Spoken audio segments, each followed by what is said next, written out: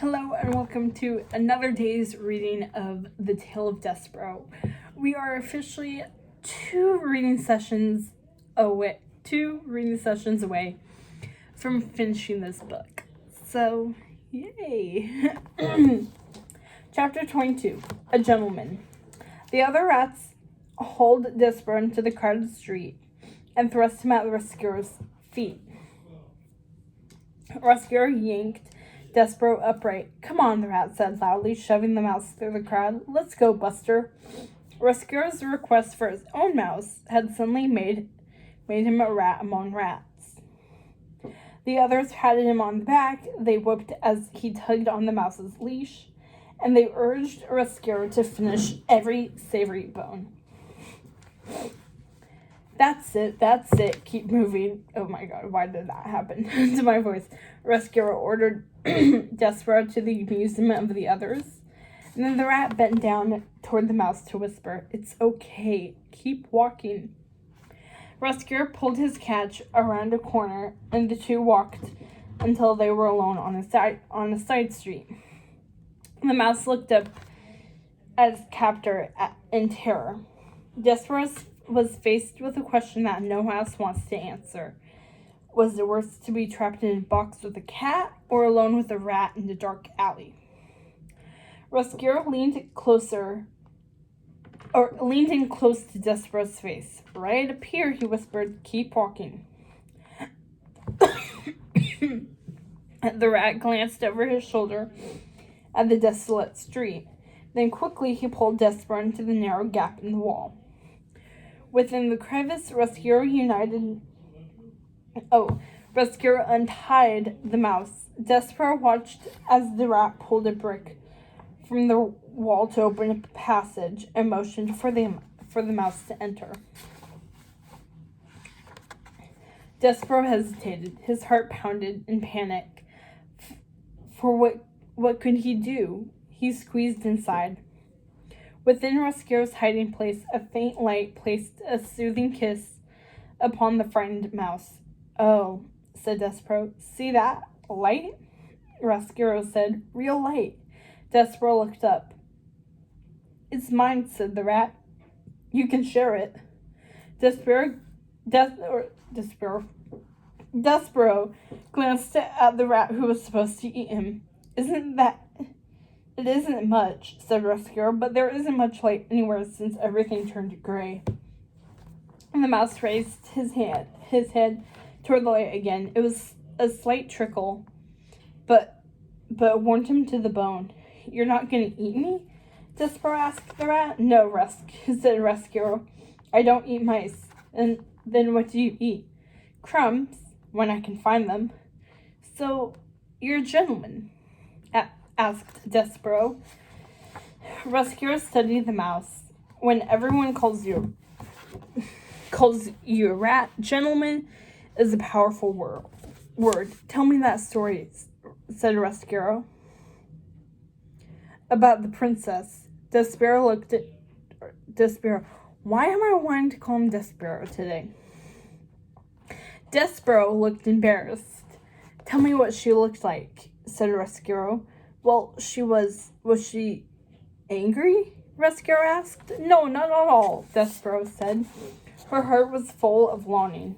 "What's longing?" asked the rat. And that's how our friendship was born. Over the next few weeks, Despereaux told Rescuer everything he knew about loyalty and honor and chivalry and courage. He told him about the princess and where her longing came from, that she missed the rain and the soup and even the rats. "Even the rats?" Rescuer asked. Despereaux told him about the code of honor, about his noble quest, about duty and loyalty. And there, in the darkness of his cellar, two knights pledged devotion to a princess who was trapped inside a castle, trapped in a life full of pain and longing, even if no one could tell. Because sometimes what someone looks like on the outside has nothing to do with what they're feeling on the inside. Chapter 23, Mig's Punishment. In P's chamber, two pudgy hands removed the princess's jeweled tiara from its place on the dressing table. The tiara's diamonds glittered as it was raised into the air and carried across the room. "Your crown, ma'am," said Meg Riso. "I don't want it today," said P. She sat by the window staring out endlessly at her mother's grave. "But it's beautiful, ma'am," Meg said, stroking the diamonds. The jewels shone brilliantly, especially when held next to Meg's dreary uniform. "I know," said P, "but I don't want it. You look so pretty in it, ma'am, like a princess." "I know," said P, casting Meg an exasperated look. "I am the princess." "Oh, I know, ma'am," said Meg, placing the tiara upon P's head. "But such a fine princess with the little pretty glittery—" "I don't want it, all right, Meg?" P snapped, backing away. Meg Riso's puffy cheeks reddened. "Very well, ma'am. Please take it away," P commanded. Meg turned and carried the tiara back to P's dressing table. "Humph," she grunted. If she was the pretty princess, she would wear the glittery tiara, Meg thought. She would wear it every day, even to bed. Meg set the tiara down, and then she did something very sneaky. She did something sneaky. She slid open the dressing table's drawer. Inside, P's jeweled comb sparkled with light. The comb was a shiny, pretty thing, and it was swiftly moved from the drawer of P's dressing table to the pocket of Meg's drab housecoat. As you might expect, the room of a servant girl is very different from the room of a princess. Meg's room was smaller than P's closet, and it didn't have a fancy bed. But sometimes one's imagination can do amazing things. The servant girl sat alone in front of a cracked mirror and combed her greasy hair. "Princess? Who's the princess?" "I'm a princess," said Meg, then trying it another way. "I'm the princess." She set P's jeweled comb down upon her vanity, which was nothing more than an old box. But to Meg, it was the princess's dressing table, and every day it did begin to look more and more like it, adorned as it was with the many items swiped from the princess's chambers. My comb, my hat, my gloves, my shoes, my pretty powder on me pretty princess face. Meg looked up into the mirror again to suddenly see a pinched and sour face reflected next to her own. "And what do you think you're doing?" Louise said, scowling behind her. Meg spun around to face the head maid. "Where did you get all this?" Louise said. "I just borrowed it, ma'am," said Meg. "Borrowed it?"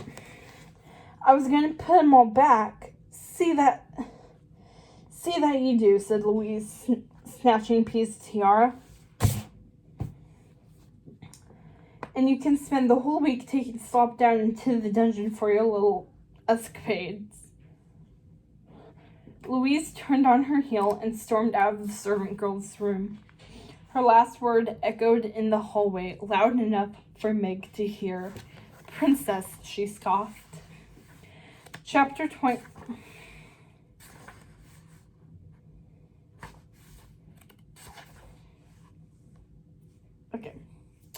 Chapter 24. The Rat's Quest. Meg Riso creaked upon the dungeon door. A horrendous stench greeted her, but Meg's sense of smell was as bad as her hearing, and after living with the pigs, she had developed a formidable tolerance for stink. Meg carefully carried a tray of food down the steep staircase. The stairway was darker than dark, too dark to see if she was holding the tray upright, too dark to see anything. The tray, the steps, or even the pig nose in front of her face. "Gore," Meg said, "she's the princess, and now I have And now I have to carry the sloppy, gloppy, stinky stew down in the damp, dark, dingy. She blinked in the dark. A person could get lost forever down. Meg stopped. She was lost. Gregory the jailer sat in his small circle of light. He looked up at the tray of gruel as it headed toward him, with Meg behind it. Din din, called Meg. Slop, Gregory corrected her. Meg stopped. No, don't stop, Gregory said. I said slop. He waved the girl over, and she brought him his meal. How am I supposed to eat this swill? He demanded. He looked at the bowl in disgust and flung away. Gore, stop that, Meg yelled. I don't have to be putting up with all of this. I serve the princess. Ha, right, said Gregory. You serve the princess. That's a bit of a laugh, isn't it? I do, Meg insisted. I bring her tea and... Well, I don't want to hear it, Gregory said, cutting her off. Had me my own little princess once, and now I don't. Gore, you had a princess? Yeah, Gregory answered wistfully. Every dad's got a princess, till he stops being a dad, of course. Gregory turned from her and looked into the shadows. Oh, said Meg. Well, I got a real one, and she's got a tiara and fancy robes and shiny bits all over every frock in her closet. And I get to see her every single day. Now, at this point, Gregory was well past listening to Meg. He was lost in his own thoughts of regret and longing. But there was someone who was listening, very closely. In the shadows, Roscuro listened to Meg's every word. When Roscuro returned to Despereaux in the hiding place, he was a different rat. He was a rat with a quest. What kind of quest? Despereaux asked him. To right a terrible wrong, said Roscuro. Standing in the shaft of light, the rat seemed taller, more powerful. But who did you wrong? Despereaux asked. Roscuro looked back at him, took a deep breath, and glanced up at the light. After a moment, he motioned the mouse over. Okay, Roscuro said. Do you know how they banished the rats? Sure, yes, said Despereaux. Well, it wasn't all the rats they were mad at. It was because of one rat in particular. Roscuro stared straight at Despereaux, but did not say a word. After a moment, Despereaux got it. You? He whispered. Mm-hmm. Roscuro said, nodding. If I could just tell her I'm sorry. I'm really sorry. And I didn't mean for any of this to happen. If she could just hear me say it, hear my voice, she would know how much I meant it. The mouse nodded and placed a small paw on his friend's shoulder. That is a very noble quest indeed, Despereaux said solemnly. So in a chink of a dungeon wall, under a precious light, a rat and mouse planned a quest.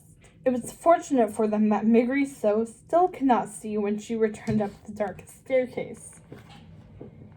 It was good luck indeed that she could not see the steps or the pig nose in front of her face, or most especially the tray of slop, because on that tray, barely hidden under a napkin, a rat face peeked out of the shadows. Chapter 25, A Crooked Heart. Princess P was in her usual place by the window staring out at the bleak gray landscape when she heard a voice. Your Highness? The rat asked.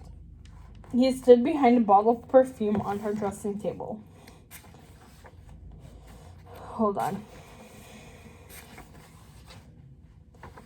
Okay. P turned toward the sound. Your Highness? Roscuro tried again. In honor of the occasion, the rat had borrowed a spoon from the tray and wore on his head like a knight's helmet. He bowed with a long, sweeping gesture. Is that you, my little mouse? He asked, moving toward the voice.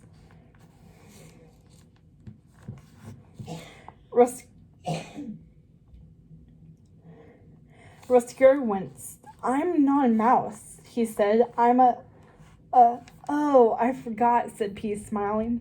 You are my little gentleman, aren't you? Have you come to tell me how the story ends? Did you finish your quest? Where are you? From behind the perfume bottle, Rescuer stood taller. I've come to apologize. You are noble, remember? You have nothing to be sorry about, she said, still searching. But I am, said Rescuer. I am sorry. The rat stepped out from behind the perfume bottle and bowed low to Princess P. Slowly, gaily, he raised his head to her. Ah, a rat, she screamed. No, no, said Rescuer, alarmed. No, no. Please, please, please listen, Rescuer said. Ah, a rat. Someone, please, P hollered. There was a rat in my room. Help me, please. Listen, please listen. It's okay. It's all right.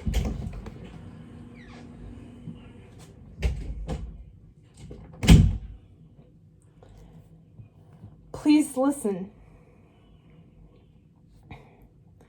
P took a deep breath and then, she screamed again and stumbled backward across the room. The princess seized a poker and swung wildly at Rescuer.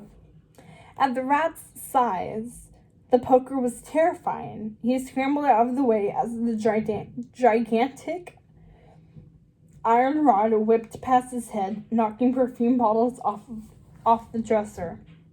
The spoon fell off of Rescuer's head as he fled from the princess's room. It's a rat, she screamed. Rescuer ran as fast as he could down the hallway, but the palace guards had heard P's screams, and they were running faster. Their metal boots clanged on the stone floor as they chased after him. Rescuer darted out an open window and clung desperately to the ivy growing on the castle's walls.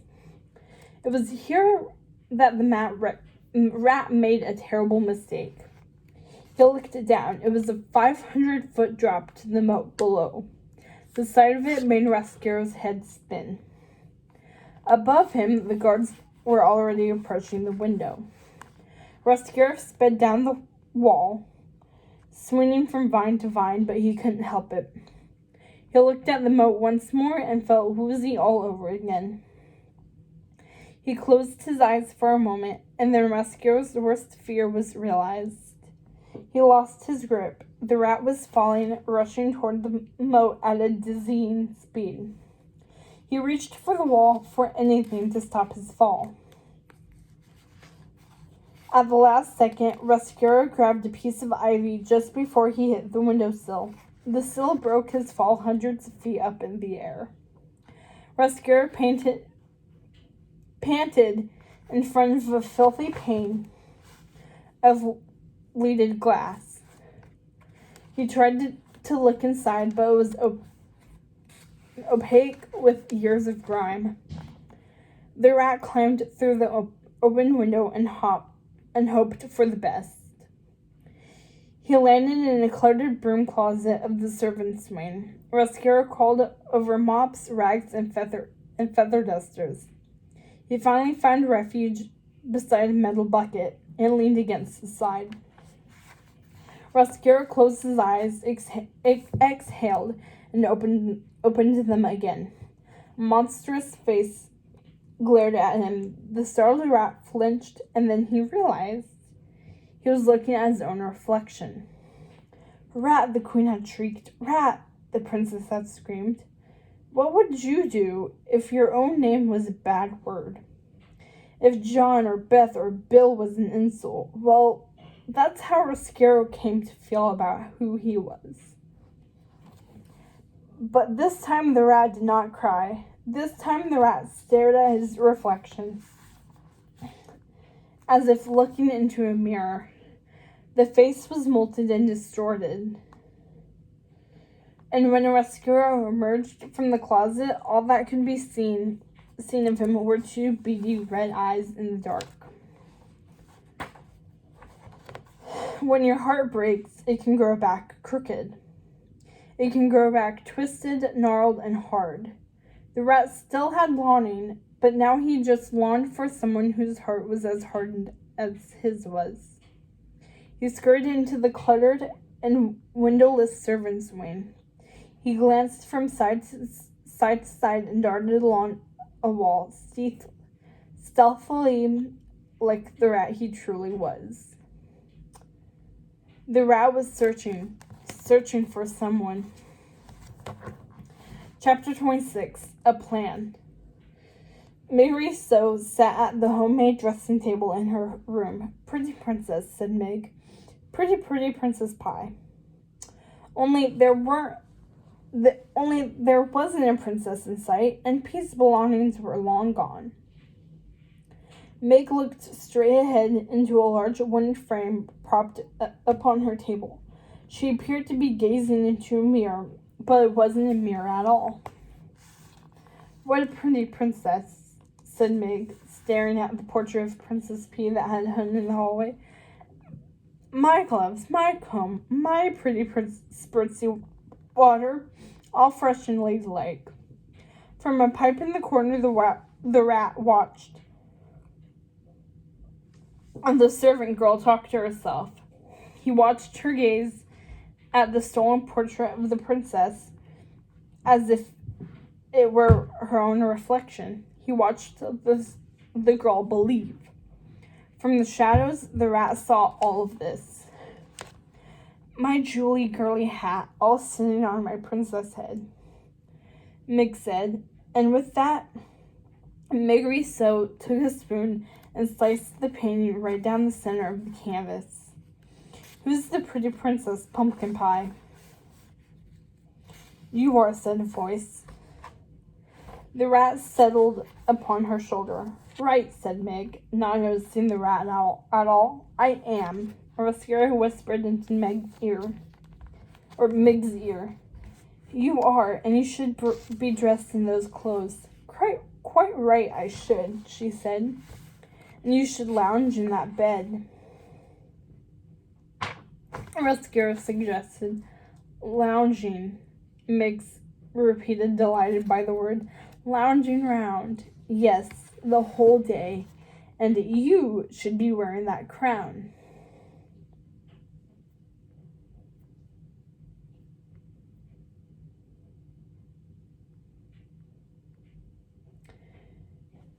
Meg cocked her head.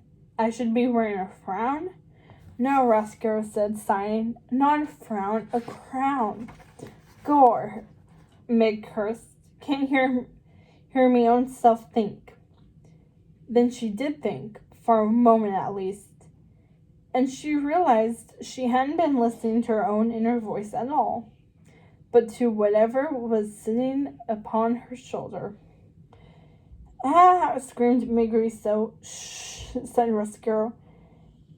"Ah!" she screamed again. Rescue put both paws on the girl's lips. "Shh! Who are you?" asked Meg. "I'm here to help you.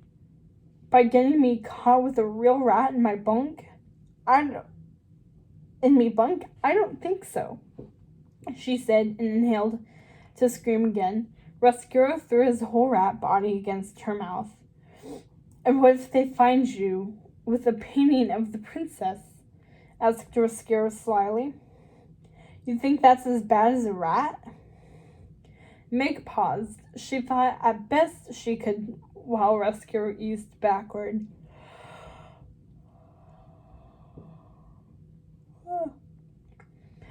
"I want the same thing that you do," he said. That night, Chef Andre sat alone in the spotless royal kitchen and played solitaire at his large table. Since the end of the days of soup, he had become a master at that game. Andre was about to turn a card when he heard something, a thump from a distant corner, followed by a soft oof. Someone was in his kitchen. "Hello?" he asked. The noise stopped. He picked up his candle and walked toward the sound. The outline of a lumpy person holding a familiar object emerged from the shadows. "Ah!" screamed Andre. "Ah?" the girl asked. "Ah!" he screamed again. "Ah!" she screamed. Holding his candlestick aloft with a shaking hand, Andre approached the trespasser. Hold on.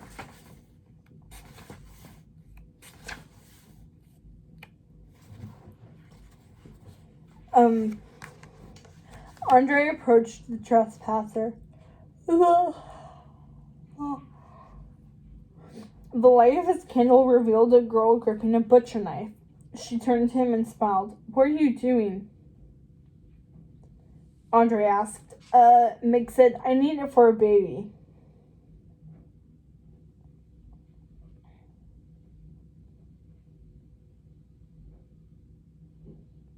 Andre looked horrified. Rascara, tucked within the collar of Meg's shirt, leaned forward. "No," he hissed. He hissed into the girl's useless ears.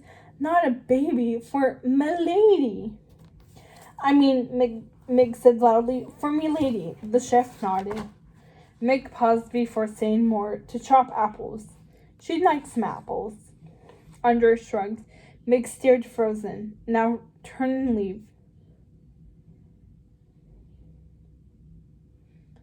Rascara instructed. "Now turn and leave," Meg told Andre. No, Rascara said with a groan. "Just turn and leave."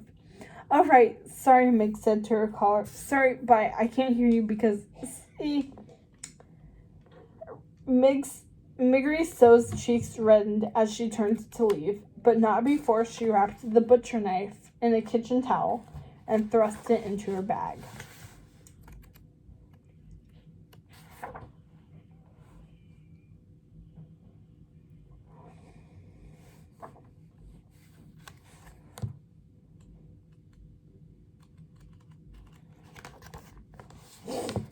Chapter 27, Gregory's Princess. You know, hurt is a funny thing.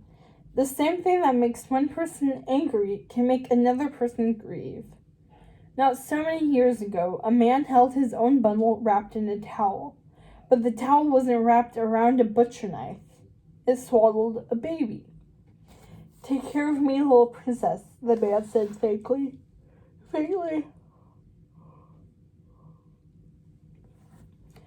"I can't no more." Sobbing, the man handed the baby over to a rough-looking pig farmer named Ned.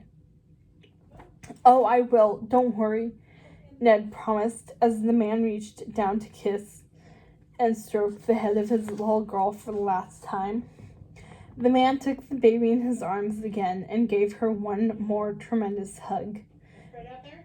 "I'm sorry, so sorry," he said, weeping. To be truthful, the baby was not a sweet-looking baby, nor darling or dear or any of those other adjectives people use when cooing in unnaturally high-pitched voices. No, this baby was, to put it mildly, homely. It had a puffy, round face and a nose that could more accurately be called a snout. The man clutched his baby tightly, not wanting to let her go. When he finally handed her back to Ned, the towel fell away to reveal a heart-shaped birthmark on the baby's shoulder. Gregory always said that she had too much heart, and that's why they had to put some of it on the outside. But let's face it, it's hard to see something on your back. In fact, you can have a good heart, and not even know it. Years passed and the baby grew up. In the darkened hallway of the castle, the girl pulled up her shawl and covered her heart-shaped birthmark. Sitting atop that same shoulder, a rat whispered into the girl's ear. "You can do this. You know you can," said Rescuro. "I know I can," she said. "She belongs in the dungeon, and you belong in the palace." "Like a princess," he reminded her. "Like a princess," Miggery so repeated. P was sitting at her window, wishing for rain to pour down from the dark, dismal sky, when from somewhere behind her came a soft rustling. P hardly cared who it was or what they wanted.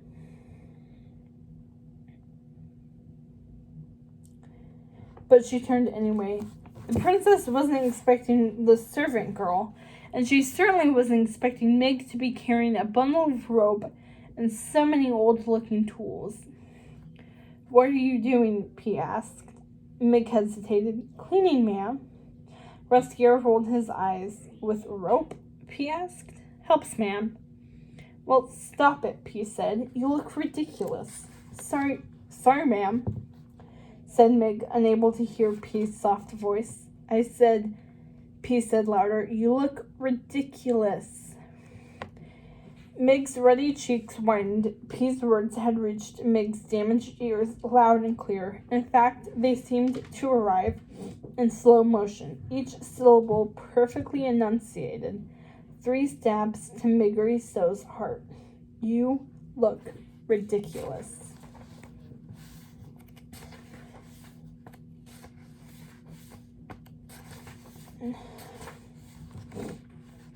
Meg dropped the tools. She stared at the princess.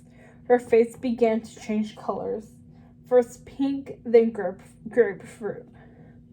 And finally a deep crimson. Meg began to shake. Squeezing the rope tight in her hand, Meg closed it on the princess. Miggery So used every inch of rope. She wrapped and wrapped and wrapped until Princess P was one large coil. And while the rest of the castle slept, the servant girl pressed a butcher knife to the princess's back and forced her down the stairs and into the foul black dungeon. "You can't do this, Meg," said P, trembling. "Go," said Meg. "Seems I am, ma'am." "You'll get in a terrible amount of trouble," P said. "Don't listen," Rescuer whispered from inside Meg's collar. "You're the princess now." "I'm the princess now," Meg repeated. "And you belong in the palace," Rescuer said. "And I belong in the palace," Meg said. "And she belongs in," Rescuer said, looking around in the darkness. "Yes, she belongs right here," he thought. P dragged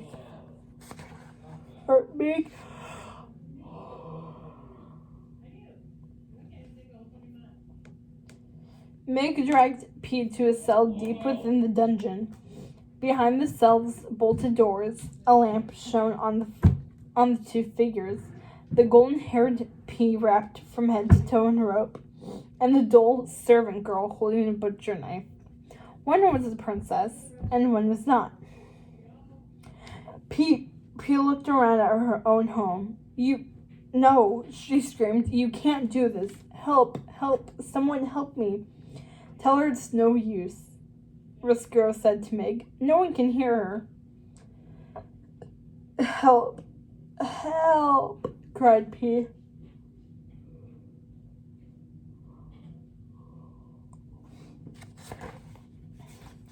"It's no use, ma'am," repeated Meg. "No one can hear you." "Ah, but someone could." Chapter 28. The Mouse's Quest.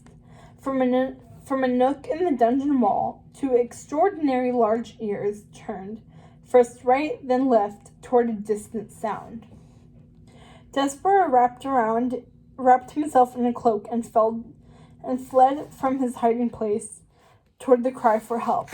Hidden under his hood, he blended into the horde, one mouse in a sea of rats. Only his ears threatened to give him away. They bulged under his hood, but Despereaux quickly pulled them down. And somehow, Above the din of rats shouting and paws squelching on the slimy dungeon stone, Despereaux heard the cry again. Help! Help! Then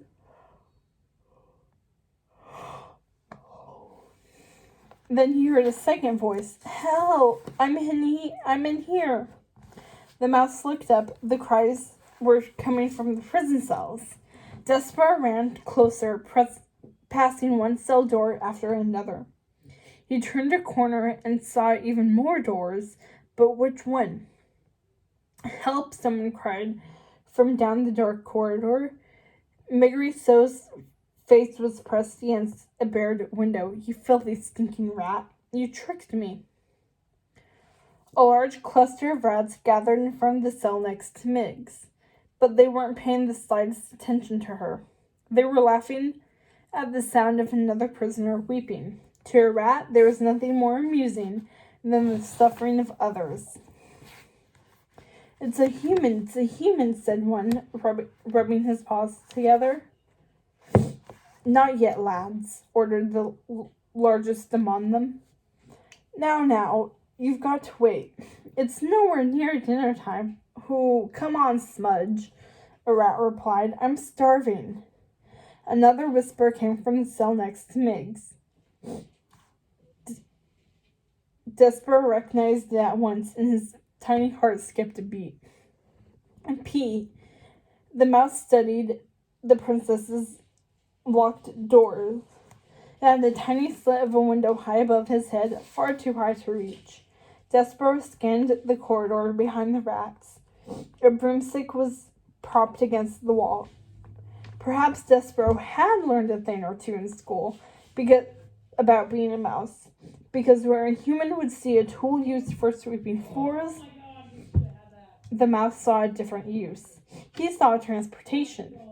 He reached to the top of the broom handle and pushed himself away from the wall, propelling it to the other side. The broomstick swung high over the heads of the oblivious rats. Something special for dinner tonight, a rat said from down below. It's the princess, said another, pushing forward. Oi, said Smudge. You'll wait for dinner like everyone else. Despereaux landed silently on the ledge next to P's door and leaped to her window. "Milady," Despereaux whispered. P cried softly. "Psst, milady." Startled, the princess turned and looked at the window. Her eyes darted toward Despereaux. "Oh, my little mouse, it's you. I will deliver you from this evil, ma'am," Despereaux whispered. He was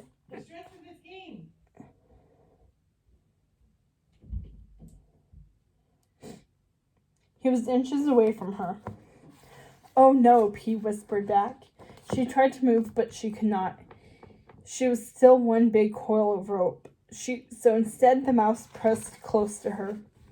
He took in the sweet scent of her hair, her breath. He would do anything for her. "Just go find my father," P said. "Take this chain from around my neck to show him you are honest and truthful." "Oh, I am," said Despereaux.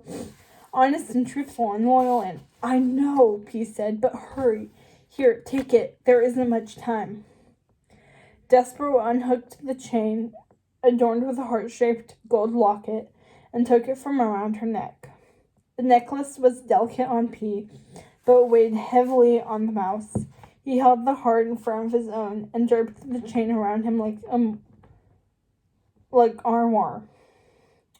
"It'll be my quest," he said. "Thank you, my good gentleman," said P.